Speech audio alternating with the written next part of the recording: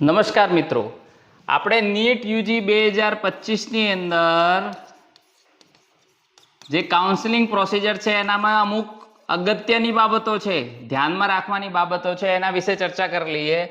તો તમે જે રજિસ્ટ્રેશન કરાયું છે તેમાં તમારું યુઝર આઈડી જનરેટ થશે એ યાદ રાખવાનું છે, કારણ કે વારંવાર આ બધી જ વસ્તુનો ઉપયોગ થશે. પિન નંબર, તમે જે સિક્યુરિટી અમાઉન્ટ ભરી છે એનું પેમેન્ટ થયા પછી એક 14 આંકડાનો પિન નંબર છે. જ્યારે પણ તમારા એકાઉન્ટમાં ઓપન કરવાનું રહેશે ત્યારે આ 3 વસ્તુઓ જરૂરી છે, આવશ્યક છે. એક તમારું યુઝર આઈડી નાખવું પડશે, 14 આંકડાનો ડિજિટ જે છે એ પિન નંબર નાખવાનો રહેશે અને તમારો પોતાનો પાસવર્ડ નાખવાનો છે. વારંવાર તમારા એકાઉન્ટને ચોઇસ ફિલિંગની અંદર એડમિશન કન્ફર્મેશન માટે, printing appointment letter, allotment letter print માટે, આ એકાઉન્ટ ઓપન કરવા માટે આ આવશ્યક વસ્તુઓ છે.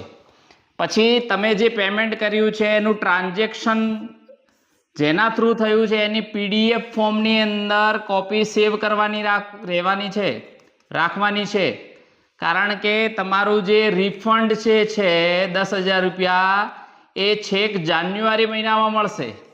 તો આટલા સુધી જ્યારે પણ એ રિફંડની પ્રોસિજર ચાલુ થશે એટલે તમને તમારા એકાઉન્ટમાં જઈને તમારે પ્રૂફ આપવાનું રહેશે પીડીએફ ફોર્મમાં ટ્રાન્ઝેક્શનનું. જે એકાઉન્ટમાંથી તમે ટ્રાન્ઝેક્શન કર્યા છે એ જ એકાઉન્ટમાં તમને પરત મળશે.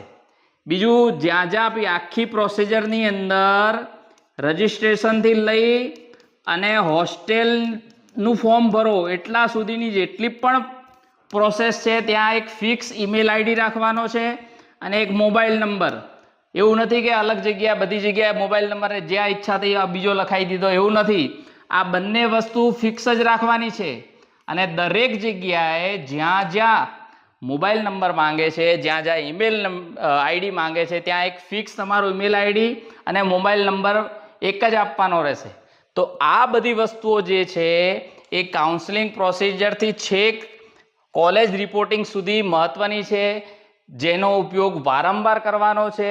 એટલે આ બધી વસ્તુને આપણે બિલકુલ સેવ કરીને રાખીશું અને ધ્યાનમાં રાખીશું.